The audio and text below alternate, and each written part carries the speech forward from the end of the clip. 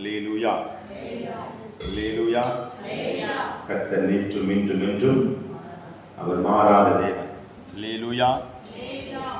அவர் கிருபை என்றும் உள்ளது. அல்லேலூயா. இந்த நாட்களிலே இது வருடத்தின் முதலாவது மாதத்தின் முதலாவது பரிசுத்த நாள். அல்லேலூயா. அங்கு வந்திருக்கிற ஒவ்வொருவரும் பாக்கியவான்கள். அல்லேலூயா. நம்ம சபைகளிலே வாக்குத்தத்தங்களை நாம் பெற்றிருப்போம். அல்லேலூயா. புதிய வருடத்தில் நமக்கு என்ன செய்வாங்க? தேவதாசர்கள் நமக்கு என்ன செய்வாங்க? குருவானவர் நமக்கு என்ன செஞ்சிருப்பாங்க? வாக்குத்தத்தங்களை கொடுத்திருப்பார்கள். அல்லேலூயா. அந்த வாக்குத்தத்தங்களை எல்லாமே நன்மையாகவே இருக்கும். அல்லேலூயா. இல்லைங்களா? எல்லா வாக்குத்தத்தங்களும் நன்மைக்கு ஏதுவான வாக்குத்தத்தங்கள் இருக்கும். அந்த நன்மைக்கு ஏதுவான வாக்குத்தத்தங்களை நாம் சுதந்திரித்துக் கொள்ள வேண்டும். அல்லேலூயா. அதை நம்ம என்ன செய்யணும்? அது நம்ம வாழ்க்கையில நிறைவேறும். அல்லேலூயா. ஆண்டவர் சொன்னார்னா அது நிறைவேறும். அல்லேலூயா. ஆண்டவர் உங்களுடைய வாழ்க்கையில வாக்குத்தத்தங்களை கொடுத்தாருன்னா அது கண்டிப்பாக அது நிறைவேறும். அல்லேலூயா. கர்த்தர் பரிசுத்த நாமத்துக்கு மகிமை உண்டாகட்டும். நம்ம எல்லாம் நம்ம திருச்சபைகளிலே நாகலாபுரம் குருசேகரத்துல நான் ஞாயிற்றுக்கிழமை போயிருந்தேன். அதுக்கு முந்தின நாள்ல ஆலம்பட்டிங்கிற சிஎஸ்ஐ சர்ச்சை நம்ம ஆலயத்துக்கு போயிருந்தேன். ஒரே ஒரு அதிகாரத்தை நம்ம வாசிப்போம். வாக்குத்தத்தங்களை நம்ம எப்படி சுதந்திரித்துக் கொள்வது என்பதை குறித்தும், அடுத்து இரண்டாவது பாயிண்ட் நம்ம ஆசீர்வாதங்கள் எப்படி பெறுகிறோம் அப்படிங்கிறது குறித்து ரெண்டு காரியங்கள் நான் சொல்ல போகிறேன். கர்த்தருடைய பரிசுத்த நாமத்துக்கு மகிமை உண்டாகட்டும். எரேமியாவின் தீர்க்கதரிசன புஸ்தகம் 33வது அதிகாரத்துல நம்ம எல்லாருக்கும் தெரிந்த வார்த்தைகள். அது எல்லா சபைகளிலும் அது என்ன செய்யப்படுகிறது? பிரசங்கிக்கப்பட்டு வருகிறது. ஆனால் இன்றைய தினத்திலே ஆண்டவர் என்ன செய்கிறார்? உங்களுடைய வாழ்க்கையில அந்த வார்த்தைகளை நிறைவேற்ற அவர் வல்லவராக இருக்கிறார். சரி, எரேமியாவின் புஸ்தகம் 33வது அதிகாரம் 3வது வசனம், 3வது வசனத்தை எடுத்தவர்கள் வாசியுங்கள். என்னை நோக்கி கூப்பிடு, அப்பொழுது நான் உனக்கு உத்தரவு கொடுத்து நீ அறியாததும் உனக்கு எட்டாததுமான பெரிய காரியங்களை நான் உனக்கு அறிவிப்பேன். அல்லேலூயா. ஆண்டவர் சொல்லுகிறார், இங்கு வார்த்தை சொல்லுகிறது, என்னை நோக்கி நீ கூப்பிடு. அல்லேலூயா. ஆண்டவர் சொல்லுகிற வார்த்தை என்னை நோக்கி நீ கூப்பிடு அப்படிங்கிறார். அடுத்து என்ன செய்றாரு? அப்பொழுது நான் உனக்கு உத்தரவு கொடுத்து. அல்லேலூயா. நீங்க அவரை நோக்கி கூப்பிடும் போது ஆண்டவர் உங்களுக்கு என்ன செய்கிறார்? உத்தரவு கொடுப்பார். அப்ப நம்முடைய வாழ்க்கையில நம்ம ஆண்டவரை நோக்கி கூப்பிட வேண்டும். அல்லேலூயா. ஆண்டவரை கூப்பிடுவது என்றால் அவன் ஜெபிப்பது, ஆராதிப்பது, துதிப்பது, அவருடைய வசனங்களை தியானிப்பது. இதன் மூலமாக ஆண்டவரை நோக்கி நாம் என்ன செய்கிறோம்? கூப்பிடும் போது ஆண்டவர் நமக்கு மறு உத்தரவு கொடுக்கிறார். சரி, இத்தனை நாட்களாக நம்ம வாழ்ந்திருக்கிறோம், கிறிஸ்துவ வாழ்க்கையில வாழ்ந்திருக்கிறோம். ஆண்டவருடைய சத்தத்தை நாம் கேட்டிருக்கிறோமா? அல்லேலூயா. அப்ப ஆண்டவருடைய சத்தம் அவர்தான் சொல்றாரு, நான் பதில் கொடுப்பேன், உத்தரவு கொடுப்பேன் சொல்லியிருக்கிறாரு. அந்த உத்தரவு எப்படி வரும்? எப்படி நம்மளுக்கு வந்து சேரும் அப்படின்னா தேவனுடைய ஆவியானவரால் எழுதப்பட்டதுதான் இந்த திருவசனங்கள். அல்லேலூயா. இந்த வார்த்தையின் மூலமாக ஆண்டவர் பேசுவார். இன்னொன்று தீர்க்கதரிசிகள் மூலமாக பேசுவார். சில காரியங்களை ஆண்டவர் ஊழியக்காரர்களோட வெளிப்பாடாக பேசுவார். அல்லேலூயா. அப்ப நமக்கு ஆண்டவர் எல்லா தீர்க்கதரிசன வார்த்தைகளும் இந்த வேதத்தில் அடங்கி இருக்கிறது. அல்லேலூயா. அப்ப நீங்க என்ன செய்யணும்னா ஆண்டவரை நோக்கி கூப்பிட வேண்டும். அப்ப ஆண்டவர் என்ன செய்வாரா? மறு உத்தரவு கொடுப்பேன் என்று சொல்லுகிறார். அல்லேலூயா. அடுத்து நம்ம வாசிக்கிறோம் கீழே, நீ அறியாததும் உனக்கு எட்டாததுமான பெரிய காரியங்களை உனக்கு அறிவிப்பேன். நீ அறியாத காரியம், அல்லேலூயா, உனக்கு எட்டாததுதான். உனக்கு அறியக்கூடாத காரியங்களை ஆண்டவர் அறிய செய்வார். நீங்க உங்களுக்கு யோசித்து பார்த்திருக்க மாட்டீங்க. ஐயோ, என் வாழ்க்கையில் இது நடக்குமான்னு நினைச்சு பார்த்திருக்க மாட்டீங்க. அறியாதவைகளை கொண்டு வருகிற தேவன் நம்முடைய தேவன். உங்களுக்கு எட்டாதவைகளை வெளிப்படுத்துவார். அல்லேலூயா. உங்களுக்கு எட்டாததுதான், அந்த கனியை பிடித்துக் கொள்ள முடியாததுதான், அந்த எட்டாத தூரத்தில் இருக்கிறதையும் உங்களுக்கு ஆண்டவர் சொல்லிக் கொடுப்பார். அல்லேலூயா. அல்லேலூயா. அல்லேலூயா. எப்பொழுது என்றால் நாம் வேண்டுதல் செய்யும் போது ஆண்டவரை நோக்கி நீங்கள் கூப்பிடுன்னு சொல்றாரு. அப்ப வேண்டுதல் கேட்பார். அப்பொழுது உங்களுக்கு அறியாததும் எட்டாததுமான பெரிய காரியம் என்ன செய்வாராம்? அவர் உங்களுக்கு அறிவிப்பார். அல்லேலூயா. பெரிய காரியம். அவர் பெரிய காரியம், சின்ன காரியம் செய்ய மாட்டார். அல்லேலூயா. ஆமா, நம்ம நினைக்கிறதை பார்க்கிறோம் அறியாதது எட்டாததுமான பெரிய காரியங்களை செய்கிற தேவன் நம்முடைய ஆண்டவர். அல்லேலூயா. எனக்கு ஆண்டவர் நன்மை செய்யன்னு சொல்லக்கூடாது. அல்லேலூயா. அவர் செய்வார். அல்லேலூயா. காலம் வரும்போது நிறைவேற்றுவார். அல்லேலூயா. காலங்கள் வரும்போது நிறைவேற்றுவார். ஆபிரகாமுக்கு ஆண்டவர் வாக்குத்தத்தம் செய்தார். 12வது அதிகாரத்திலே சொல்லப்பட்டிருக்கிறது, நான் உன்னை ஆசீர்வதிப்பேன் சொன்னார். அல்லேலூயா. அப்ப ஆசீர்வதிப்பேன் சொன்னவர் அந்த தேசத்தை நான் உனக்கு கொடுப்பேன், உன் சந்ததிகள் திரும்பி வருவார்கள் அப்படின்னு ஆண்டவர் சொன்னாரு. இங்கே எனக்கு ஒரு பலிபீடத்தை கட்டுவீர்கள் என்று சொன்னாரு. ஆனா அவன் காலங்களில் அது நிறைவேற தாமதித்தது. அல்லேலூயா. சரி, ஆண்டவர் செய்த அந்த வாக்குத்தத்தம் நிறைவேற தாமதிப்பது என்ன அப்படின்னு பார்த்தா, ஆதியாகமம் 15வது அதிகாரத்துல அவர் ஆபிரகாம் பலி செலுத்த ஆண்டவர் சொல்லுகிறார், அந்த கடாக்களை துண்டித்து வைக்கணும், காளைகளை துண்டித்து வைக்கணும், ஒரு புறாவையும் புறா குஞ்சையையும் நீ துண்டித்து ஆண்டவருக்கு பலி செலுத்தணும் சொல்லும் போதுல அவன் எல்லாவற்றையும் செய்துட்டு பட்சிகளை அவன் துண்டிக்கவில்லை. அல்லேலூயா. அப்ப அந்த பட்சிகளை துண்டிக்காததினாலே அது என்ன நடந்துச்சுன்னா, அந்த பறவை அந்த பலியை கொத்த ஆரம்பிச்சது. அவன் துரத்தினான், அவனுக்கு அயர்ந்த நித்திரை வந்தது. அப்ப அவனுக்கு கால்கள் சூழ்ந்து கொண்டது. அல்லேலூயா. அதிலிருந்து ஆண்டவர் சொன்னாரு, நீ என் வார்த்தைகளுக்கு கீழ்ப்படியாமையினாலே 400 வருடங்கள் உன் ஜனங்கள் அடிமைத்தனமாய் இருப்பார்கள். அல்லேலூயா. ஜனங்கள் என்ன செய்வாங்க? ஆமா, புறையாக இருக்கையில அடிமைத்தனத்தை ஒப்பு கொடுத்துட்டாரு. ஏன் நம்மளுடைய வாழ்க்கையில வாக்குத்தத்தங்கள் நிறைவேறணும்னா, தேவனுடைய கற்பனைகளையும் தேவனுடைய கட்டளைகளையும் ஆண்டவர் கொடுத்த சத்தியங்களையும் நம் கீழ்ப்படியாமை நிமித்தமாக காலதாமதிக்கிறது. அல்லேலூயா. அல்லேலூயா. அப்ப கர்த்தருடைய வழிகளை பார்க்கிறோம். ஆண்டவருக்கு என்னது பிரியமா? கீழ்ப்படிதல். அல்லேலூயா. ஆமா, சவுலுடைய வாழ்க்கையில, அதாவது சவுல் ராஜா இருந்தாரு, சாமுவேல் தீர்க்கதரிசி. அந்த ராஜா யுத்தம் பண்ண போகும்போது இவர் சொல்லி அனுப்புறாரு, நான் வருவரைக்கும் என்ன செய்யக்கூடாது, நீ பலி செலுத்தாத, நீ காத்துரு அப்படின்னு சொல்றாரு. அப்ப இவர் வருவதற்கு தாமதித்தாரு. எதிரிகள் முன்பாக நிக்கிறாங்க. இவங்க எல்லாம் பயந்துட்டாங்க. அல்லேலூயா. இவங்க பயந்து என்ன செய்யறான்? ஐயோ, எதிரிகள் வந்துட்டான், நம்ம தாங்க போறோம், இனி நம்ம பலி செலுத்தலையே. எந்த காரியம் செஞ்சாலும் ஆண்டவருக்கு பலி செலுத்தி தான் அவங்க என்ன செய்வாங்க? வேலையை தொடங்குவாங்க, யுத்தத்தை தொடங்குவாங்க. அப்ப இவன் என்ன செய்தான்? அந்த ஜனங்களுக்கு பயந்து என்ன செய்தான்? இவனே என்ன செய்தான்? பலியை செலுத்தி விட்டான். யாரு? சவுல். அப்ப பலி செலுத்துற போது என்ன நடந்தது? சாமுவேல் வந்தான். அல்லேலூயா. வந்த உடனே அவன் கேட்கிறான், நீ என்ன பலி செலுத்தினா? இங்க வர தாமதித்தது, நான் என்ன செஞ்சேன்? பலி செலுத்திட்டேன் அப்படிங்கிறான். அப்ப ஆண்டவர் சொல்றாரு, கேட்டுக்கோ, என் வார்த்தைகள், அதாவது பலிகளை பார்க்கிறோம் கீழ்ப்படிதல் தான் மேல் அப்படிங்கிறார். அல்லேலூயா. அதனால அவன் ராஜ்யபாரம் அகற்றப்பட்டது. அல்லேலூயா. அப்ப ஆண்டவருடைய சத்தத்துக்கு நம்ம என்ன செய்யணும்? நாம் கீழ்ப்படியணும். நம்முடைய வாக்குத்தத்தங்களுடைய வாழ்க்கையில நிறைவேறும். சரி, ஓகே. அடுத்து நம்ம வாசிக்கலாம் 3வது அதிகாரத்துல, அதாவது அதிலே 31 7வது வசனத்தை நீங்க எடுத்துவங்க வாசிங்க. 7வது வசனம், நான் யூதாவின் சிறையிருப்பையும் இஸ்ரவேலின் சிறையிருப்பையும் திருப்பி முன்னிருந்தது போல அவர்களை கட்டுவித்து. அல்லேலூயா. அப்ப சிறைப்பட்ட, அதாவது நான் யூதாவின் சிறையிருப்பையும் இஸ்ரவேலின் சிறையிருப்பையும் திருப்பி. அப்ப நம்ம ஆண்டவருடைய பிள்ளைகளாகிய இஸ்ரவேல் ஜனங்கள், ஆண்டவரால் வாக்குத்தத்தம் பண்ணப்பட்ட ஜனங்கள், அந்த ஜனங்கள் அதை இடிபட்டு விட்டது, தேவாலயம் இடிபட்டு விட்டது, அவர்கள் சிதறிக்கப்பட்டு விட்டார்கள். ஆனால் ஆண்டவர் சொல்றாரு, உன் சிறையிருப்பை நான் திருப்புவேன். அல்லேலூயா. ஆண்டவருடைய பிள்ளைகளுக்கு ஆண்டவர் சொல்ற வாக்குத்தத்தம், நீங்க சிறைப்பட்ட நிலவரத்தில் இருக்கலாம், அநேக அடிமைத்தனத்தில் இருக்கலாம், அநேக பிரச்சனைகள் சிறையில் இருக்கலாம். ஆனா ஆண்டவர் சொல்லுகிறாரு, உன் சிறையிருப்பை நான் திருப்புவேன். அல்லேலூயா. பல சிறையிருப்பு இருக்குது. ஆமா, குடிப்பழக்கத்தில் இருக்கிறவங்க சிறையிருப்பு, சில ஆமா கடன்பாரம் என்கிற ஒரு சிறையிருப்பு, சில பலவிதமான குடும்பத்தில் பிரச்சனையின் சிறையிருப்பு. இப்படிப்பட்ட சிறையிருப்பை ஆண்டவர் சொல்லுகிறார், நான் திருப்புவேன். அல்லேலூயா. என் நண்பர் என்ன செய்கிறேன், அந்த யூதா கோத்திரத்தையும் இஸ்ரவேல் ஜனங்கள் திரையிருப்பை நான் திருப்புவேன் அப்படிங்கிறாரு.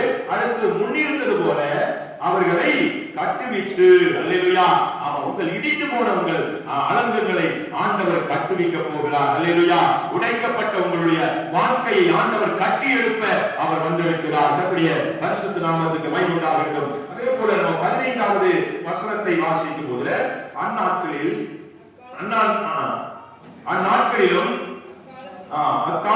அக்காலங்களிலும் தாவீதுக்கும் நீதியின் கிளையை முளைக்க பண்ணுவேன். அல்லேலூயா.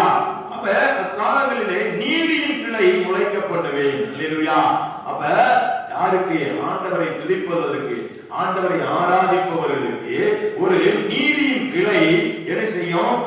முளைக்கும். அல்லேலூயா. ஒரு நீதி செய்கிற தேவன் நம்மோடு வருவார். உங்களுக்கு அநீதி நடந்திருக்கலாம், அநேக இடங்களில் போகும்போது துரோகம் நடந்திருக்கலாம், அநேகர் ஏமாற்றி இருக்கலாம். ஆனால் இன்றைய தினத்திலே ஆண்டவர் சொல்லுகிறார், தாவீதின் சந்ததிக்கு அந்நாளில் இந்நாட்களிலோ என்ன உண்டாகும்? ஒரு நீதியின் கிளை அது முளைத்தெழும்போம். அல்லேலூயா. ஆமா, நீங்க கர்த்தருடைய சமூகத்தில் இந்த வருடங்களில் தொடங்கி இருக்கிறீங்க. நீங்க ஆண்டவரோட ஆராதனையோடு அப்படியே நீங்க தொடங்குறீங்க. உங்க வாழ்க்கையில நீங்க துதிக்கிறது, ஆராதிப்பது, வார்த்தைக்கு கீழ்ப்படிவது, இப்படிப்பட்ட காரியங்களை செய்யும் போது உங்களுக்கு நீதிகளை முளைத்தெழும்போம். அல்லேலூயா. உங்களுக்கு அநீதி செய்தவர்கள் ஆண்டவர் உங்களுக்கு நீதி செய்வார். அல்லேலூயா. கர்த்தருடைய பரிசுத்த நாமத்துக்கு மகிமை உண்டாவதாக. அடுத்து அதே வசனத்துல நம்ம கீழே படிக்கும் போது முளைத்தெழுது, அவர் பூமியிலே நியாயத்தையும் நீதியையும் நடப்பிப்பார். அல்லேலூயா. ஆமா, நீ நியாயம் செய்வார். அல்லேலூயா. உங்களுடைய வாழ்க்கையில அவர் நியாயம் செய்வார். அடுத்து என்ன செய்வாரா? அவர் நீதி செய்கிற தேவன். அல்லேலூயா. நம்முடைய வாழ்க்கையில நியாயம் செய்கிற தேவன், நமக்கு நீதியாய் நடத்துகிற தேவன், அந்த தேவன். அந்த வாக்குத்தத்தங்களை ஆண்டவர் வாக்குறுதி கொடுக்கிறார். அடுத்து நம்ம வாசிக்கும் போது 9வது வசனத்திலே, நான் அவர்களுக்கு செய்யும் நன்மையை எல்லாம் கேட்க போகிற பூமியின் எல்லா ஜாதிகளுக்கு முன்பாக அது எனக்கு மகிழ்ச்சியுள்ள கீர்த்தியும். அப்ப அநேக உலக ஜனங்கள் உங்களை பார்க்கும் போதுல, கேட்கும் போதுல, ஜாதிகளுக்கு முன்பாக அது எனக்கு எப்படி இருக்குமா? மகிழ்ச்சியுள்ள கீர்த்தி அப்படின்னு சொல்றது. மகிழ்ச்சி அடுத்து கீர்த்தி. அல்லேலூயா. இந்த மகிழ்ச்சி கீர்த்தி தான் பரவுறது. அல்லேலூயா. அந்த மகிழ்ச்சி என்ன செய்யும்? அநேகர் சொல்லுவாங்க, இவங்க இப்படியா இருக்கிறாங்க, இப்படி ஆசீர்வதிக்கப்பட்ட அந்த நிலவரத்துல நாம ஆண்டவர் வைப்பேன்னு சொல்றாரு. அடுத்து கீழே வாசிங்க, கீர்த்தியுமாய் புகழ்ச்சியுமாய் மகிமையாயும் இருக்கும். ஆமா, அப்ப எப்படி இருக்கும்? கீர்த்தியா இருக்கும், மகிழ்ச்சியா இருக்கும், அது மகிமையாக இருக்கும். கர்த்தருடைய பரிசுத்த ஸ்தோத்திரம். அடுத்து கீழே வாசிக்கிறோம், நான் அவர்களுக்கு அருள் செய்யும் எல்லா நன்மை நிமித்தமும் எல்லா சமாதானத்தின் நிமித்தமும் இவர்கள் பயந்து நடுங்குவார்கள். பாருங்க, அவர்கள் நடுங்கத்தக்கதாய். அல்லேலூயா.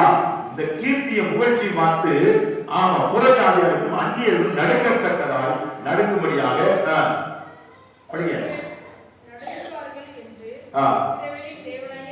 சேனையின் கர்த்தர் சொல்லுகிறார். அல்லேலூயா.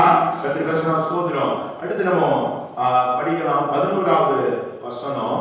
சீக்கிரம் படிச்சீங்கன்னா இன்னும் நம்ம ஆசீர்வாதங்களை குறித்து படிக்கலாம். ஆமா, இனி என்ன? இன்னும் களிப்பின் சத்தம், களிப்பு, மகிழ்ந்து கலிகூறு அப்படிங்கிறது. அல்லேலூயா. அல்லேலூயா. ஆமா, என்ன சத்தம் கேட்கும்? களிப்பின் சத்தம். சந்தோஷமும் களிப்பும் உண்டாகும். நம்ம கூடாரங்களிலே ஆண்டவர் இருந்தால், ஆண்டவருடைய கூட இருந்தால் களிப்பின் சத்தம் கேட்கும். நம்ம வீட்டுல என்ன சத்தம் கேட்டுக் கொண்டிருக்கிறது? இல்ல சண்டையின் சத்தம் கேட்கிறதா? இல்ல சினிமா பாட்டின் சத்தம் கேட்கிறதா? இல்ல உலக காரியங்களை பேசுகிற சத்தம் கேட்கிறதா? நம்முடைய வாழ்க்கையில என்ன சத்தம் கேட்கிறது? அப்ப இங்கு இன்னும் களிப்பின் சத்தமும் மகிழ்ச்சியின் சத்தம். மகிழ்ச்சி எப்ப பார்க்க நல்ல செய்திகளை கேட்டால் மகிழ்ச்சி உண்டாகும். அல்லேலூயா. அப்ப மகிழ்ச்சியின் சத்தமும் அடுத்து என்ன சத்தம்? மணவாளனின் சத்தம். அப்ப மணவாளன் யாரு? இயேசு கிறிஸ்து. அவருடைய சத்தம் நம்முடைய வாழ்க்கையில் என்ன செய்யப்படணும்? கேட்கப்படும். அல்லேலூயா. அப்ப நம்முடைய அது எங்க கேட்கப்படும்? மணவாளனின் சத்தம் எங்க கேட்கப்படும்? தேவ சமூகத்தில் கேட்கப்படும். அல்லேலூயா. ஆண்டவர் அவருடைய தாசர்களை மறைத்து அவர் உள்ளத்திலிருந்து பேசுவார். அல்லேலூயா. அது எங்க கேட்கப்படும்? நம்ம கூடாரங்களில ஊழியக்காரர் வந்து ஜெபம் பண்ணணும். நம்ம தேவ சமூகத்துல ஜெபம் பண்ணணும். அப்ப ஆண்டவர் என்ன செய்யறாரு? ஆமா, அவருடைய மனவாளன் சத்தத்தை நம்ம கேட்க முடியும். நம் கூடாரமாகிய இந்த சரீரமாகிய இந்த ஆலயம் என்று சொல்லப்படுகிறது. இந்த ஆலயத்துல என்ன சத்தம் கேட்கணும்? மனவாளனுடைய சத்தம் கேட்கப்படணும். அல்லேலூயா. அடுத்து கீழே சொல்லப்பட்டிருக்கிறது, அடுத்து மனவாட்டியின் சத்தமும். அல்லேலூயா. அப்ப என்ன சத்தம்? மனவாட்டியின் சத்தம். மனவாட்டி யாரு? நம்ம இந்த திருச்சபை. அல்லேலூயா. இந்த மனவாட்டியினுடைய சத்தம் கேட்கப்படணும். மனவாட்டி என்னது? ஆமா, ஜெபிக்கிறது, பாடல் பாடுவது, ஆராதிப்பது, தேவ வசனங்களை வாசிப்பது, இது மனவாட்டியின் சத்தம். இந்த மனவாட்டியின் சத்தமும் நம்ம வீட்டுல, நம்ம கூடாரங்களில நம்ம காணப்பட வேண்டும். நம்முடைய ஆவிக்குரிய ஜீவியத்துல அது இருக்கணும். அல்லேலூயா. ஆண்டவர் சொல்றாரு, உன் சரீரம் என்னுடைய ஆலயம். 1 கொரிந்தியர் 3:16-17 சொல்றாரு. இந்த ஆலயம் எப்படி இருக்கணும்? அது எப்படி இருக்கணும்? ஆண்டவரை துதிக்கணும், ஆராதிக்கணும். இது கீழே சொல்லப்பட, கீழே படிக்க போல தெரியும். கர்த்தருடைய வசனம் மகிமை உண்டாகட்டும். அடுத்து கீழே வாசிங்க.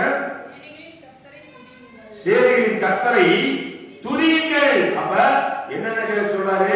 ஆமா, மனவாளின் சத்தம் கேட்கணும், மனவாட்டியின் சத்தம் கேட்கணும். அப்ப கர்த்தரை என்ன செய்யணும்? துதிக்கணும் அப்படிங்கிறார். துதியின் சத்தம் கேட்கப்படணும். அல்லேலூயா. ஆமா. அடுத்து கர்த்தர் நல்லவர், அவர் கிருபை என்றும் உள்ளது. கிருபை என்றும் உள்ளது என்று சொல்லுகிறவன் சத்தமும். ஆமா, என்ன வழிகிற? ஸ்தோத்திர வழிகளை கொண்டு வருகிற சத்தம் கேட்கணும். அல்லேலூயா. ஒவ்வொரு நாளும் துதியின் சத்தம் கேட்கணும், ஸ்தோத்திர வழிகளை சொல்லுகிற சத்தம் கேட்கணும். அல்லேலூயா. அப்ப எல்லாவற்றுக்கும் ஸ்தோத்திரம் செலுத்துங்கள் அப்படின்னு வேதம் சொல்லுகிறது. அல்லேலூயா. விண்ணப்பத்தோடும் வேண்டுதலோடும் தெரியப்படுத்தணும், எல்லாவற்றுக்கும் ஸ்தோத்திரம் பண்ணணும்னு சொல்லுது. அப்ப நம்ம குடும்பங்களுக்காக நம்ம ஸ்தோத்திரம் பண்ணணும், நம்ம சபைகளுக்காக ஸ்தோத்திரம் பண்ணணும், நம்ம பிள்ளைகளுக்காக ஸ்தோத்திரம் பண்ணணும், நம்மளுடைய உற்றோர் உறவினர்களுக்காக ஸ்தோத்திரம் பண்ணணும், நம்மளுடைய வேலை ஸ்தலங்களுக்காக ஸ்தோத்திரம் பண்ணணும், நம் தேசங்களுக்காக ஸ்தோத்திரம் பண்ணணும், ஊழியர்களுக்காக ஸ்தோத்திரிக்கணும். இது ஸ்தோத்திர வழிகளை ஏறெடுக்கிற கர்த்தருடைய நாமத்தை மகிமைப்படுத்துகிறார். அல்லேலூயா. நம்ம ஸ்தோத்திரம் பண்ணிக்கிட்டே இருக்கணும். அல்லேலூயா. ஆமா, என் பிள்ளைகளுக்காக ஆண்டவரே, பிள்ளைகளை ஆசீர்வதிங்க ஆண்டவரே, ஸ்தோத்திரிப்போம், ஸ்தோத்திரம் ஸ்தோத்திரம் ஸ்தோத்திரம். நீங்க என்ன சொல்லணும்? ஆண்டவருடைய சமூகத்துல நீங்க ஸ்தோத்திரம் பண்ணணும். அப்ப துதியின் சத்தம் கேட்கணும், ஸ்தோத்திர சத்தம் கேட்கணும், அடுத்து மனவாளன் சத்தம் கேட்கணும், மனவாட்டியின் சத்தம் எப்போதும் கேட்டுக்கொண்டிருக்கணும். அல்லேலூயா. கர்த்தருடைய பரிசுத்த நாமத்துக்கு மகிமை உண்டாகட்டும். அடுத்தது நீங்க முன்னிருந்து போல் இருக்கும்படி அதாவது ஆமா, நீ ஆண்டவர் சொல்றாரு, நீங்க முன்னிருந்தது போல இருக்கும்படி தேசத்தின் சிறையிருப்பை திருப்புவேன் என்று சேனைகர்த்தர் சொல்கிறார். அப்ப எப்ப உங்க சிறையிருப்புகள் திருப்பப்படும்? எப்ப திருப்பப்படும்? எப்ப உங்க சிறையிருப்பு மாறும்? நீங்க கட்டப்பட்ட அதான் கடன் பிரச்சனையின் சிறை, அடுத்து பாவத்தின் சிறை, பலவிதமான போராட்டத்தின் சிறை. இந்த சிறையிலிருந்து என்றைக்கு நமக்கு விடுதலை கிடைக்கும் என்றால், நம்முடைய கூடாரங்களிலும் நம்முடைய ஆவிக்குரிய ஜீவியத்திலும் மனவாளின் சத்தம் கேட்கணும், மனவாட்டியின் சத்தம் கேட்கணும், துதியின் சத்தம் கேட்கணும், ஸ்தோத்திரத்தின் சத்தம் கேட்கணும், கிருபை உண்டாக கடவுள் என்று சொல்லி நம்ம எல்லாரும் கிருபையை குறித்து மேன்மை பாராட்டுகிற சத்தம் எப்போதும் கேட்டுக்கொண்டிருக்கும் போதுல நம்முடைய சிறையிருப்புகள் மாறும். அல்லேலூயா. ஆண்டவர் என்னை விடுவிக்க மாட்டாரா? என் வாழ்க்கையில விடுதலை ஆகாதா? இந்த காரியங்கள் என்னைக்குத்தான் நான் விடுதலையாக? என் பிள்ளைக்கு வேலை கிடைக்காதா? என் பிள்ளைக்கு திருமணம் நடக்காதா? என் பிள்ளைகளுக்கு நல்ல குழந்தை வைத்தியம் கிடைக்காதா என்று சொல்லி நம்ம ஒவ்வொரு நாளும் அங்கலாய்த்து கொண்டிருக்கலாம். ஆனால் ஆண்டவர் இதுக்கு ஆன்சர் சொல்றாரு, இந்த சத்தமெல்லாம் கூடாரத்தில் கிடைச்சதுன்னா நான் விடுவிப்பேன். அல்லேலூயா. அல்லேலூயா. முதலாவது தேவனுடைய நீதியையும் ராஜ்யத்தின் தேடுங்கள், இவைகள் எல்லாம் கூட கொடுக்கப்படும். இதனுடைய ஆன்சர் தான் இந்த வார்த்தை. அல்லேலூயா. ஆமா. அப்ப எரேமியா 33:11 இதுதான் நமக்கு விடுதலைக்கு நம்ம செய்ய வேண்டிய பிரகாரம். அல்லேலூயா. இந்த பிரகாரத்தை நீங்க செய்யும் போது நம்ம எந்த கட்டப்பட்ட நிலவரத்தில் இருக்கிறோமோ, கடன் பாரத்தில் இருக்கிறோமோ, இல்ல வீடு கட்ட முடியாதபடி தடை இருக்கிறதோ அந்த சிறையில் இருக்கிறீர்களோ, அல்லது குடும்பத்தில் சமாதானம் இல்லாமல் சமாதான குறைச்சலாக எப்போதும் சண்டையின் பிரச்சனை என்கிற கட்டில் இருக்கிறீர்களா, நீங்கள் இந்த காரியங்களை நீங்க செய்யும் போது ஆண்டவர் என்ன செய்வார்? விடுதலை ஆக்குவார். அல்லேலூயா. நீங்க எவ்வளவுதான் பிரயாசப்பட்டாலும், எவ்வளவுதான் உழைத்தாலும், எவ்வளவுதான் நம்முடைய ஆகாது? ஒன்றும் நடக்காது. அல்லேலூயா. ஆனால் இந்த சட்ட திட்டங்களை கீழ்ப்படிந்து இந்த தேவனுடைய வார்த்தையின் பிரகாரம் நீங்க நடக்கும் போது உங்களுடைய சிறையிருப்பு மாறும். அல்லேலூயா. கர்த்தருடைய பரிசுத்த நாமத்துக்கு மகிமை உண்டாகட்டும். அதே இதில் நம்ம 6வது வசனத்தை நாம் வாசிப்போம். இதோ நான் அவர்களுக்கு சௌக்கியமும் என்ன உண்டாகும்? நான் அவர்களுக்கு சௌக்கியமாக இருக்கிற ஒரு வாழ்க்கை. அல்லேலூயா. அடுத்து ஆரோக்கியம், எல்லாவற்றிலும் ஆரோக்கியமான ஒரு வாழ்க்கை. அல்லேலூயா. சரீரங்களில ஆரோக்கியம். ஆரோக்கியம் என்ன? அவன் வியாதிப்பட்டிருந்தா சுகம் கிடைக்கிற ஒரு ஆரோக்கியம். அல்லேலூயா. பலவித கஷ்டத்துல ஒரு ஆரோக்கியம். அல்லேலூயா. அவன் என்ன செய்தானா? ஆரோக்கியத்தை வர பண்ணி அவர்கள் என்ன செய்வேன்? குணமாக்குவேன். அல்லேலூயா. என்ன செய்வாரு? ஆண்டவர் என்ன செய்வாராம்? குணமாக்குவார். பலவித காயங்கள் நம்முடைய வாழ்க்கையில் இருக்கிறது. அநேக வார்த்தையினால நம்ம என்ன செய்யிருப்பாங்க? புண்படுத்தியிருப்பாங்க. அநேக துக்கத்துல புண்ணாக இருக்கும். கடற்பிரச்சனைங்கிற துக்கம் குணமாக்கல. அப்ப பிறகு நம்ம என்ன செய்யிருப்பாங்க? ஆமா, தூசணமா பேசி வஞ்சிருப்பாங்க, கேவலப்படுத்தியிருப்பாங்க. அது செவியில காயப்பட்டிருக்கும். இருதயத்துல அநேகர் இருதய வார்த்தையால் குத்தப்பட்டிருப்பாங்க. இருதயத்துல காயம் இருக்கும். அடுத்து கரத்துல காயம் இருக்கலாம். அப்ப இவங்களெல்லாம் குணமாக்குகிறது யார் என்றால் நம்முடைய ஆண்டவராகிய இயேசு கிறிஸ்து. அல்லேலூயா. அவர் உங்களை குணமாக்குவார். அல்லேலூயா. அவர் குணமாக்க வல்லவர். உங்களுடைய வாழ்க்கையில அவர் குணப்படுத்துவார். உங்கள் காயங்களை கட்டுவார். இருதயத்தின் பாரங்கள் வேதனைகளை அவர் மாற்றி குணமாக்க அவர் வல்லவராக அவர் இன்னுயிரோடு ஜீவிக்கிறார். அல்லேலூயா. கர்த்தருடைய பரிசுத்த நாமம் மகிமை உண்டாவதாக. அடுத்தபடியாக கடைசியாக 14வது வசனம் சொல்லுகிறது. 14 இதோ நாட்கள் வரும் என்று கர்த்தர் சொல்லுகிறார். அல்லேலூயா. இதோ நாட்கள் வரும் என்று கர்த்தர் சொல்லுகிறார். நான் எந்த குடும்பம்? இஸ்ரவேல் குடும்பத்துக்கும் யூதாவின் குடும்பத்திற்கும் சொன்ன நல்வார்த்தையை நிறைவேற்றுவேன். அல்லேலூயா. இந்த ஆண்டவர் கொடுத்த இந்த நல்வார்த்தைகளை இஸ்ரவேல் ஜனத்துக்கும் யூதா கோத்திரத்துக்கும் சொன்ன அந்த நல்வார்த்தைகளை ஆண்டவர் நிறைவேற்றுவார். எப்பொழுது என்றால் இந்த சட்ட திட்டங்களை நாம் கடைபிடிக்கும் போது, ஆண்டவர் சமூகத்தில் வார்த்தைகளுக்கு கீழ்ப்படிந்து அதற்காக நடக்கும் போது ஆண்டவர் என்ன செய்கிறார்? அவர் அற்புதங்களை செய்கிறார். சரி, கர்த்தருடைய பரிசுத்த நாமத்துக்கு மகிமை உண்டாகட்டும். இனி சிறிது நேரம் தான் இருக்குது. அதுக்குள்ள நம்ம என்ன செய்யணும்? தேவனுடைய வார்த்தையை நம்ம வாசித்து முடிப்போம். கர்த்தர் நம்மோடு இடைப்படுவாராக. இந்த நாளிலும் நமக்கு ஆண்டவர் அநேக வாக்குத்தத்தங்களை கொடுத்திருக்கிறார். அல்லேலூயா. அந்த வாக்குத்தத்தங்களிலே சில வாக்குத்தத்தங்களை நம்ம வாசிக்க போகிறோம். அல்லேலூயா. கர்த்தருடைய பரிசுத்த நாமம் மகிமை உண்டாகட்டும். அதாவது புதிய ஏற்பாட்டு நாட்களிலே ஒரு வாக்குத்தத்தம், அடுத்த பழைய ஏற்பாட்டுகளிலும் வாக்குத்தத்தம், அநேக வாக்குத்தத்தங்கள் உண்டு. நான் உங்களோடு இப்ப சிறிது நேரம் ஆண்டவர் சொன்ன அடியனுக்கு வெளிப்படுத்தின அந்த வார்த்தைகளை உங்களுக்கு நான் பகிர்ந்து கொள்ள வாஞ்சிக்கிறேன். அல்லேலூயா. அல்லேலூயா. கர்த்தருடைய பரிசுத்த நாமம் மகிமை உண்டாகட்டும். அதாவது யோசேப்பினுடைய வாழ்க்கையில அவன் என்ன செய்தான்? அடுத்து நம்ம எலியா எலிசாவுடைய வாழ்க்கையில ஒரு இரட்டிப்பான ஒரு ஆசீர்வாதம். நான் சுருக்கமாக சொல்லுகிறேன். இரட்டிப்பான ஆசீர்வாதம் எப்படி வருகிறது? அடுத்து நூறத்தனையான ஆசீர்வாதம் எப்படி வருகிறது? அடுத்து 1000 மடங்கு ஆசீர்வாதம் எப்படி வருகிறது? அடுத்து கோடான ஆசீர்வாதம் எப்படி வருகிறது? அல்லேலூயா. அது எப்படி பெற்றுக் கொள்கிறது என்று சொல்லி நான் வேதத்தை எடுக்கல, நீங்க வாசிங்க, சீக்கிரமா முடிச்சலாம். கர்த்தருடைய பரிசுத்த நாமம் மகிமை உண்டாகட்டும். இங்க 2 ராஜாக்களின் புஸ்தகம் 2வது அதிகாரம் 9வது வசனம். 2 ராஜாக்களின் புஸ்தகம் 2வது அதிகாரம் 9வது வசனம். எடுத்து படிங்க. அவர்கள் லக்கை பெற்ற பின்பு எலியா எலிசாவை நோக்கி நான் உன்னை விட்டு எடுத்துக்கொள்ளப்படும் முன்னே நான் உனக்கு செய்ய வேண்டியது என்ன? கேள் என்றான். அதற்கு எலிசா உம்மில் இருக்கிறதான ஆவியின் வரங்கள் எனக்கு எப்படி வேணும்? ரெட்டிப்பாய் அப்படி கிடைக்கும்படி வேண்டுகிறேன். அல்லேலூயா. ஆமா. அப்ப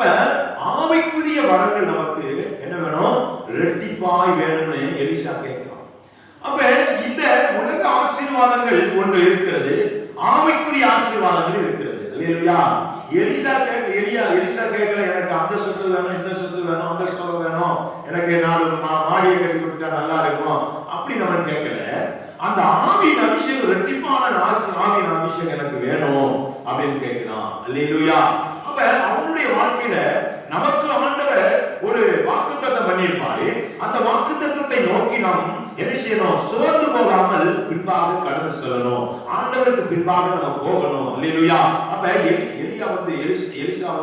எலியா சொல்றான், நான் கில்காலுக்கு போறேன், நான் பெத்தேலுக்கு போறேங்கிறான், அங்கே வருவாங்க. எலியாவுக்கு போறாங்க, அங்கே வருவாங்கிறான். யோர்தானுக்கு போறேன், அங்கே வருவாங்கிறான். அவன் தான் எடுத்துக்கொள்ளப்பட போறாரு என்றாலும் அவன் கடைசி மட்டும் விடாமடியாக அவன் கூடயே போனான். அது கடைசியில நான் கேட்ட அவனுக்கு என்ன வேணும்? அல்லேலூயா. அல்லேலூயா. நம்ம வாழ்க்கையில அந்த அப்ப ஒவ்வொரு 4 இடத்துக்கு அவன் கடந்து போறான். எல்லாம் சொல்றாங்க, எதுக்கு அவருக்கு முன்னாடி போற? அவன் தான் ஆண்டவர் எடுத்துக்கொள்ள போறாரு, நீ அவன் கூட போய் என்ன பிரயோஜனம் அப்படின்னாங்க. ஆனாலும் உங்க விட்டு நான் என்ன செய்ய மாட்டேன், போக மாட்டேன். அவன் சொல்றேன், நான் உங்க விட்டு அந்த அபிஷேகத்தை பெறாம விட மாட்டேன் அப்படின்னு சொல்லி விடாமுடியாக எங்கெல்லாம் அவர் போறாரு, கூட போறான். அல்லேலூயா. போயிட்டு கடைசியா யோர்தான் நதி வந்தது. யோர்தான் நதியை பிளக்கும் போது அவன் கூட போறான். அல்லேலூயா. கூட போயிட்டு அப்ப அவன் சொல்றான், என்னை எடுத்துக்கொள்ளப்படும் போது நீ பார்ப்பாயானால் அந்த அபிஷேகத்தை ரெட்டிப்பா பெற்றுக்கொள்வான். அப்ப அவன் எடுத்துக்கொள்ளும் போது பார்க்கணும். இது ஒரு காரணம் சொல்லி உனக்கு என்ன வேணும்னு கேட்கிறாரு. உங்களோட ஆவி வரங்க 2 ரெட்டிப்பா எனக்கு வேணுங்கிறாரு. அப்ப நான் எடுத்துக்கொள்ளப்படும் நீ பார்த்தேன்னா அதை பெற்றுக்கொள்வார். அப்ப பார்க்கிறது யாரு வேலை? நம்ம வேலை. அல்லேலூயா. ஆண்டவர் வாக்குத்தத்தம் பண்ணிட்டது உண்மை. ஆனா அந்த விழிப்புள்ளவர்களாக இருக்க வேண்டும். அப்ப இவன் அயர்ந்து தூங்கிட்டான்னா என்ன நடக்கும்? எதையோ எடுத்துக்கொண்டு போயிருப்பாரு, அதை பார்த்திருக்க மாட்டான்.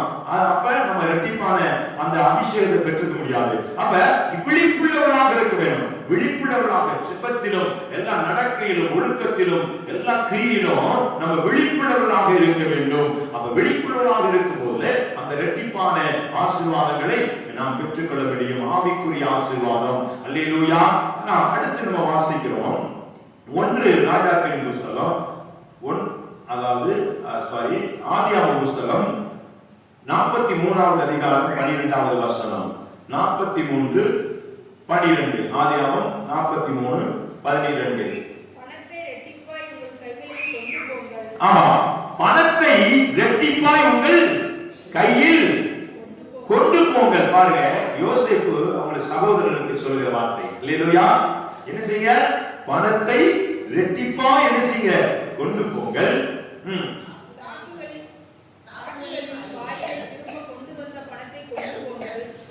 சாக்குகள்ல என்னது? ஆமா, கொண்டு வந்த வாயில கொண்டு வந்த அந்த பணத்தை திரும்பி கொண்டு போங்க அப்படிங்கிறான். அல்லேலூயா. அது கை பிசகாய் வந்திருக்கிறது. அல்லேலூயா. சரி, அப்ப இதுல என்ன நம்ம கண்டுகிட்டோம்னா பஞ்சம் வந்து விட்டது. அப்ப இவங்க என்ன செய்யறாங்க? இஸ்ரவேல் ஜனங்கள் எகிப்துக்கு போறாங்க. எகிப்துக்கு போகும்போது அவங்க சகோதரரை பார்த்து யோசேப்பு அவனை என்ன செஞ்சாங்க? கொல்லும்படி வகை தேடினாங்க. யோசேப்ப என்ன செஞ்சாங்க? கொல்றதுக்கு வகை தேடினாங்க. ஆனா என்ன செஞ்சாங்க? குழியில போட்டாங்க அவங்க சகோதரங்க 11 பேரும். ஆனால் இவன் என்ன செய்தான்? விற்று போடப்பட்டான். அந்த எகிப்து தேசத்தில் ஆண்டவர் உயர்த்தி வைத்தார். அந்த உயர்த்தி வைத்த நாட்களிலே இவங்க என்ன செஞ்சாங்க? அந்த தேசத்துக்கு பஞ்சம் பிழைக்கு மாதிரி போகும்போதுல அவங்களுக்கு என்ன செய்யறான்? ரெட்டிப்பான என்ன செய்யறான்? ஆசீர்வாத பணத்தை உள்ள வச்சு அனுப்புறான். அல்லேலூயா. அப்ப அவனுக்கு கொடுத்தது இல்லாம அவன் சாக்குக்குள்ள மறைச்சு வச்சு அனுப்புறான். அல்லேலூயா. ஆமா, இது என்னத்தை காட்டுதுன்னா அவன் சகோதரர் மீது வைத்த அன்பு. அல்லேலூயா. அவன் சகோதரர் மீது வைத்த நேசம். அந்த அன்பு, நம்ம ஆண்டவர் மீது அன்பு, நம்ம அன்பு செலுத்தணும்னா, நாம அவன் மீது அன்பு செலுத்தணும்னா என்ன கிடைக்கும்? ரெட்டிப்பான ஆசீர்வாதத்தை உங்க பைக்குள்ளே வச்சு அனுப்புவார். உங்களுக்கே தெரியாது. அல்லேலூயா. உங்க சாக்கு பை எடுத்துட்டு போகும்போது அங்க உள்ள வச்சிருக்காரு, கையிலே கொடுத்திருக்கான். ஆனா போகும்போது மறைச்சு வச்சு கொடுக்கிறார். அல்லேலூயா. அதுதான் நேசிக்கிறவர்களுக்கு ஆண்டவர் என்ன செய்றாரு? அந்த ரெட்டிப்பான பணத்தை கொடுத்து அனுப்புவார். அல்லேலூயா. அப்ப நம்ம நேசகர்களாய் மாறணும். நம்ம நேசிக்கிறவர்களாய் நாம் மாறணும். ஆண்டவர் நம்மை நேசிக்கணும். அல்லேலூயா. யாரை நேசிப்பார்? ஆண்டவர் யாரை நேசிப்பார்? அளவுள்ளவர்களை நேசிக்கிறார்கள். மணவாளன் மணவாட்டி நம்ம பார்த்தோம். மணவாளன் இயேசு கிறிஸ்து, மணவாட்டி நாம். அந்த மணவாட்டியாகி நம்மை நேசிக்கணும். இந்த மனைவியாக இந்த சபையை ஆண்டவர் நேசிக்கிறோம். மனமாட்டி என்றால் அவர் அழகுள்ளவர், அவர் சௌந்தரியம் உள்ளவர், அவளை அவர் நேசிப்பார். அப்ப நமக்கு எப்படிப்பட்ட அழகை ஆண்டவர் நேசிக்கிறார் என்றால் 1 பேதுரு புத்தகம் 3வது அதிகாரம் 3வது வசனம் சொல்றாரு, உங்களுக்கு புறம்பான அலங்கரிப்பாயிராமல் அந்த காலத்தில் இருக்கிற அலங்கரிப்பாகிய நீதிய சாந்தம். அது சீக்கிரம் படிங்க. 1 பேதுரு 3வது வசனம். மயிரை பின்னி நீங்கள் அறிய வேண்டியது என்னவெனில் கடைசி நாட்களில் பரியாசக்காரர் வந்து தங்கள் சுய இச்சைகளின்படி நடந்து 1 பேதுரு 3வது அதிகாரம் 3வது வசனம். மயிரை பின்னி மயிரை பின்னி மயிரை பின்னி பொன் ஆபரணங்களை அணிந்து உயர்ந்த வஸ்திரங்களை உடுத்துதலாகிய புறம்பான அலங்கரிப்பு உங்களுக்கு அலங்கரிப்பாயிராமல் அழியாத அலங்கரிப்பாய் இருக்கிற சாந்தமும் அமைதியுள்ள ஆவியாகிய இருதயத்தில் மறைந்திருக்கிறது குணமே உங்களுக்கு அலங்காரமா இருக்கு. அல்லேலூயா. இந்த அலங்கரிப்பு இருந்துச்சுன்னா அழகு பிரியப்படுவார். இந்த பிரியப்படுகிறவங்களுக்கு ஆண்டவர் என்ன செய்கிறாரு? இந்த ரெட்டிப்பான ஆசீர்வாதம் பணத்தை கொடுத்து அனுப்புறாரு. உங்களுக்கு கொடுத்தது கொஞ்சமா தெரியும். ஆனா உங்க சாக்கு பை நீங்க பிரயாணத்துல இருக்கும் போது உங்க சாக்குலை ஆண்டவர் என்ன செய்யறாரு? ஒரு நார்மலான தானியம் அப்படின்னு நினைச்சிட்டு போவீங்க. ஆனா அதுக்குள்ளே ஆண்டவர் ஆசீர்வாதங்களை வைத்து அனுப்புவார். அல்லேலூயா. அவர் நேச பிள்ளைகளாய் நாம் மாறும். அவர் நேசிக்கிற அழகாய் நாம் மாறும். அவருடைய மனவாட்டியாய் நாம் மாறும். அப்பொழுது நம்முடைய வாழ்க்கையில இரட்டிப்பான ஆசீர்வாதம் வரும். அல்லேலூயா. அப்ப இன்னொரு வார்த்தை அதே இரட்டிப்பான 1 சாமுவேல் 1:5 சொல்லுகிறது. 1 சாமுவேல் புத்தகம் 1வது அதிகாரம் 5வது வசனம். அன்னாளை சிநேகித்தபடியினால் அவளுக்கு இரட்டிப்பான பங்கை கொடுப்பான். நேசிக்கிறபடினால இரட்டிப்பான நன்மையை கொடுப்பான். அல்லேலூயா. அப்ப நேச பிள்ளைகளாய் நாம் மாறணும். ஆண்டவரை நேசிக்கிற ஒரு மனவாட்டி சபையாய் நாம் மாறணும். அப்ப இரட்டிப்பான நன்மையை தருவார். அல்லேலூயா. கர்த்தருடைய பரிசுத்த நாமத்துக்கு மகிமை உண்டாகட்டும். இன்னும் அநேக வார்த்தைகள் உண்டு, நம்ம சுருக்கமாக சீக்கிரம் முடிக்கலாம். அடுத்து ஆதியாகம புத்தகம் 26வது அதிகாரம் 12வது வசனம். 100 மடங்கு ஆசீர்வாதம். சீக்கிரமா வாசிங்க. ஈசாக்கு அந்த தேசத்தில் விதை விதைத்தான். கர்த்தர் அவனை ஆசீர்வதித்தானே அந்த வருஷம் 100 மடங்கு என்ன செய்தான்? பலன் அடைந்தான். அல்லேலூயா. கர்த்தர் அந்த வருஷம் ஆசீர்வதித்தபடினாலே அவன் 100 மடங்கு பலன் அடைந்தான். அப்ப கர்த்தர் அவனை ஆசீர்வதிக்கணும். கர்த்தர் யாரை ஆசீர்வதிப்பார்? தேவ சித்தம் செய்கிறவரை ஆசீர்வதிப்பார். தேவனுக்கு கீழ்ப்படிகிறவரை ஆசீர்வதிப்பார். அப்ப 100 மடங்கு நம்ம எது செய்யணுமோ 100க்கு 100 நமக்கு பலன் வரணும். அப்படின்னா நாம என்ன செய்யணும்? ஈசாக்கை போல ஆண்டவர் தேவ சித்தம் செய்கிறவராக இருக்கிறோம். இப்ப ஈசாக்கை குறித்து நம்ம வாசிக்கும் போதுல ஈசாக்கு ஆபிரகாமுடைய ஒரே ஒரு பேரான குமாரன் வாக்குத்தத்தம் பண்ணப்பட்டவன். அவனை ஆண்டவர் சொல்லுகிறார் ஆபிரகாமை நோக்கி, உன் மகனாகிய ஏவசோனை என்ன செய்யணும்? நான் காட்டும் தேசத்துல போயிட்டு நீ பலி செலுத்தணும் அப்படின்னு சொன்னார். ஆனா இவன் 100 வயது இவனுக்கு முற்பட்ட போது பிறந்த பையன். 75 வயதில் வாக்குத்தத்தம் செய்தார். 25 வருஷம் காத்திருந்தார். 25 வருஷம் கழிச்சு 100வது வயதிலே அவனுக்கு ஒரு ஆண் மகனை கொடுத்தார். அவன் தான் வாக்குத்தத்தம் பண்ணப்பட்டவன் சொல்லப்பட்டது. ஆனால் அந்த வாக்குத்தத்தம் செய்யப்பட்ட மகனை நீ என்ன செய்? பலி செலுத்துன்னு சொல்றார். அப்ப ஆபிரகாம் என்ன செய்யறாரு? அவனை சேனம் கட்டி 2 சேவலை போட்டுட்டு கழுதையின் மேல விறகை கட்டி தீப்பந்தத்தை எடுத்துக்கிட்டு 3 நாளா சுத்துறாரு. அந்த மோரியா அந்த மலையிலே என்ன செய்யறாரு? ஆண்டவர் காட்டுறாரு. காட்டின உடனே அவன் பலி செலுத்துறதுக்கு இவன் மேல விறகு வச்சு இவனை மேல கொண்டு போறான். ஆண்டவரே அவன் சொல்றான், பலிக்கு என்னது இருக்கு? எல்லாம் தீப்பந்தம் இருக்குது, விறகு இருக்குது, எல்லாம் இருக்குது. பலி செலுத்த ஆடுங்கன்னு கேட்கிறான். ஆனா அதெல்லாம் கர்த்தர் பார்த்து கொள்வார் ஆபிரகாம் சொல்றான். அல்லேலூயா. அடுத்து இன்னொரு வார்த்தை என்ன நடக்குன்னா, அவனை கட்டி அதுல படுக்க போட்டுறான். எதுல? அந்த பலிபீடத்துல பலியில படுக்க போட்டுறான். அப்ப அவன் என்ன செய்யல? அதுல ஒண்ணுமே சொல்லப்படல, அவன் ஒண்ணுமே பேசல. அல்லேலூயா. அவன் பலி செலுத்த ஒப்பு கொடுக்கிறவன், தகப்பனை எதிர்த்து பேசாதவன், தகப்பன்ற சண்டை போடாதவன். என்னை வாயை திறவாது இருந்தான். ஒரு ஆட்டுக்குட்டி, அடிக்கப்படுகிற ஆட்டுக்குட்டியை போல அவன் வாயை திறவாது இருந்தான். அல்லேலூயா, அல்லேலூயா. அப்ப ஆண்டவர் சொன்னாரு, நான் உன்னை ஆசீர்வதிப்பேன், ஒரு சந்ததியை பெருகச் செய்வேன்னு சொன்னாரு. அந்த சந்ததி யாரு அப்படின்னா அந்த ஈசாக்கு பலி செலுத்துறது அல்ல, அது இயேசு கிறிஸ்து தான் பலி, அவர்தான் ஆசீர்வாதம். கலாத்தியர் 3வது அதிகாரம் 16வது வசனத்தை படித்தீங்கன்னா அந்த ஆசீர்வாதம் கிறிஸ்து அப்படி சொல்லப்பட்டிருக்கு. அல்லேலூயா. எடுத்து படிங்க. கலாத்தியர் 3:16, 3வது அதிகாரம் 16வது வசனம். ஆபிரகாமுக்கும், ஆமா, அதாவது ஆபிரகாமுக்கும் அவன் சந்ததிக்கும் வாக்குத்தத்தம் பண்ணப்பட்டன. சந்ததிகளுக்கு என்று அநேகருக்கு சொல்லாமல் உன் சந்ததிக்கு என்று ஒருவரை குறித்து சொல்லியிருக்கிறார். அந்த சந்ததி கிறிஸ்துவே. ஆமா, அந்த ஈசாக்கு பலி கொடுத்தது கிடையாது. அவன் பாவத்துல பிறந்தவன் யாரு? ஈசாக்கு. ஆனால் இயேசு கிறிஸ்து பரிசுத்த ஆவியினால பிறந்தவர். என் தாய் பாவத்தில் கர்ப்பம் தரித்தார் தாவீது சொல்றாரு. பிறக்கிற ஒவ்வொரு மனுஷனும் பாவத்துல பிறக்கிறான். அந்தபடி நம்மை நிவர்த்தி செய்யாது. அந்த ஈசாக்கை பலி செலுத்தினால் நமக்கு ஒரு மீட்பு வராது. ஆனால் இயேசு கிறிஸ்துவின் ரத்தம் சிந்த வேண்டியதாக இருந்தது. அந்த ஆசீர்வாதம் யார் என்றால் இயேசு கிறிஸ்து. அல்லேலூயா. அந்த இயேசு கிறிஸ்துவின் மூலமாக நம்முடைய வாழ்க்கையில சந்தோஷம், சமாதானம், ஆசீர்வாதம். அப்ப அவர் சொன்னார், இந்த பூமியில இருக்கும்போது சீசருக்கு சொன்னாரு, நான் போகிறேன். அப்ப 3 வருஷம் தான் ஊழியம் செஞ்சாரு. போகிறேன்னு சொல்றாரு. அப்ப போகிறேன்னு சொன்னவங்க அவர் என்ன செய்யறாரு? இல்ல, ஆண்டவரே நீ போக கூடாது அப்படின்னு பேதுரு சொல்றான். நான் என்னுடைய தேவனுடைய சித்தத்தை செய்யறதுக்கு தடையாக்கி அப்பாலே போ சாத்தான் என்ன. அல்லேலூயா. இப்ப தேவ சித்தம் என்ன? நமக்காக ஒரு வழியாக இந்த வாக்குத்தத்தங்களை சுதந்திரித்துக் கொள்ள நான் மரித்து 3ஆம் நாள் உயிர்த்தெழுவேன். ஆனால் சொல்றாரு, எனக்காக காத்திருங்கள். அல்லேலூயா. அந்த அபிஷேகம் உன்னதவர் என்றைக்கும் உங்களோடு கூட இருக்கும்படி சத்தியாவியாக வேறு தேக்கரமான உங்களுக்கு அனுப்புவேன். என்றைக்கும் உங்களோடு இருக்க. அல்லேலூயா. இதுதான் ஆசீர்வாதம். அல்லேலூயா. இந்த ஆசீர்வாதம் என்றைக்கு நம்ம கூட இருக்கணும்.